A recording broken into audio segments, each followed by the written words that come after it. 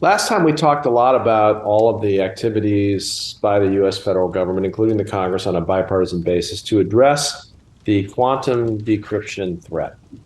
And one major reason why, since our original Fireside chat in October of 22, the heat has turned up so high on this quantum threat is that some researchers in the People's Republic of China published a paper in late 2022 that they had come up with a way to break RSA encryption using a relatively small number of qubits in a quantum computer. Now, this paper titled, now I'm on the very, very bleeding edge of my scientific knowledge, quote, "Factoring integers with sublinear resources on a supercomputing quantum processor." What's hard about I understand each one of those words when standing alone, including the word with. I know what with, on, and up mean. I know very well what those mean. I used to be the DOJ rep to one of these interagency meetings where they would discuss future acquisitions, and I literally started taking notes. I'm like, how many words do I actually understand? It was less than half. Less than half. I'm used to that. This is why we don't like Congress to make detailed regulations. But the paper claims that the researchers had developed a universal quantum algorithm that in their thought experiment can break RSA with 372 physical qubits. David, would you like to unpack any part of that? 372 is more than 371, less than 373, and that's as far as I'm going. Yeah, no, I don't understand at all, how quantum computing works. You can watch any number of YouTube videos that purport to explain it. For me, it sticks to my ribs for about 2 seconds after I turn off the video, and then I'm confused again. So we talked last time, all kidding aside, about the binary nature of traditional computing, bits and bytes, ones and zero and one is how a traditional classical computer functions. So a quantum bit or a qubit is just a way for science to express a future technology in current terms. Am I right? Fair enough. That's right. And it's a relatively small, the point you made is really key, which is that it's a relatively small number of qubits within the range. I think IBM has actually said they have many bigger more, one, right? So I believe IBM has said, fact check us on this, people, that they already have built a computer chip with more qubits, quantum bits, than the Chinese researchers use, and within a few years, they'll build 10 times more. Right. And I think unless we blow ourselves up as a human race, likely the ratchet's kind of not ruling it out.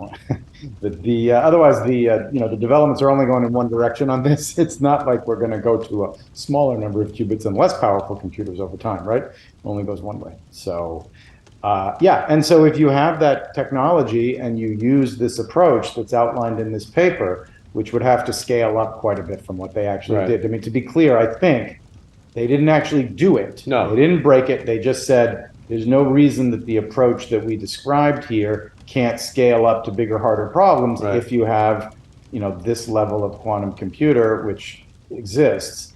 And so people got very anxious, rightly so, paid attention to it. Now, in the time since then, I gather that some eminent mathematicians and people who really do understand this kind of thing and integer factorization and the like have cast some doubt about whether it actually does scale up, including the aforementioned Peter Shor, whose algorithm my daughter admires.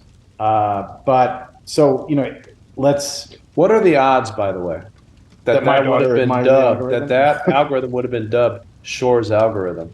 It's almost like the chance that the first person to ever get Lou Gehrig's disease would have been, Lou Gehrig. He's quite a thinker, isn't he? The way you figure stuff out. Science. Just saying. That's almost unbelievable, right? Savant. So the word that's often used. And so I stand in awe, and what a miraculous coincidence it is that this guy Shor happened to discover Shor's algorithm. I don't know how to make sense of that. So many people tried, and he found it. So anyways, my daughter does think it's quite elegant. And so he, among others, has said, well, maybe it doesn't scale up. Maybe this isn't such a big problem. Look, we are not going to be able to tell you sitting here right now whether it is or isn't a problem whether they really can or cannot do it. What I think is the most significant aspect of this is the thought experiment that it provokes. Because for a moment there, everybody said, oh shit, oh shit, okay? And if you allow that to really just, like penetrate your consciousness, what does it mean? I mean, if they really do develop this, and there's lots of nifty questions, from a counterintelligence perspective, like, well, if they did develop it, would they have them published a paper about it? Maybe it's a false flag, blah, blah, blah. Okay, you can theorize that one to death, and I'm sure lots of our CI guys are doing that right now. But assume that they really do have the capacity, whether they tell you or not, okay? It is like, I said before, and I think one of the prior episodes, my understanding from public documents is NSA is planning to migrate national security systems by no later than 2035. Well, I hope they have a contingency plan for doing it a hell of a lot faster than that, just in case something like this actually happens. Well, look, right? We've seen this. Those deadlines in that bill. Yeah, that new which quantum we said were really, really short, by standards of moving the federal government. Maybe they'd have to be even shorter, right? At the risk of beating a dead horse, atomic weapons were impossible right up until the day they weren't. Yeah. Quoting a story from 2022, nuclear fusion that gives off more energy than it takes to create the reaction was impossible right up until it wasn't. I think it's a little bit like what Ernest Hemingway said about going bankrupt, right? Gradually and then suddenly. It's like all at once, you're in trouble. So we better take this very seriously, because if you do this thought experiment and you imagine what it would be like if the PRC really did get access to a cryptographically relevant quantum computer, one that could do it using whatever algorithm or approach, but can actually break it. I mean, boy, a lot changes fast. Yeah, so there's this whole kind of hall of mirrors aspect to this debate, right?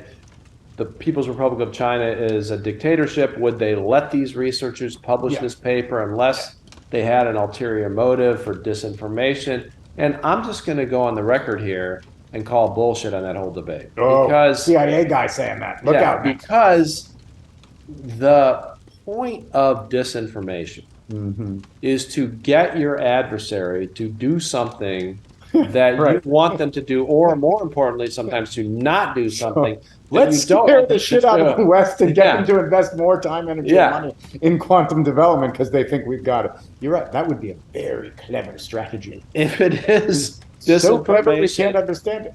I mean, never do poison with a Sicilian is all I'm saying. But if okay, so MASH, right? And Princess Bride, outstanding. You know what we should do? We should play bingo. Okay. We're going to, I think in future episodes of this, in case, I'm not sure anyone will ever have us back, but let's say you all tolerated another round of fireside chats. I think we're going to try to embed within them at least, say, 10 references to appropriate movies and popular culture. And you have to guess. And you have to guess. And if you write in with, if the first person to write in with the correct answer gets a free Theon t-shirt, coffee mug, or a quantum computer. Cocktail if we're in town. And I'm just going to issue the first challenge right now. And it's going to be so much easier than the quantum computing challenge. And that is, in what piece of modern literature, so it could be a novel, could be a movie, could be a TV show, was it reiterated that you want to never fight a land war in Asia? Up to you, people. Okay. So here's the thing. I know something you do not know. I am also not that not offended. Okay.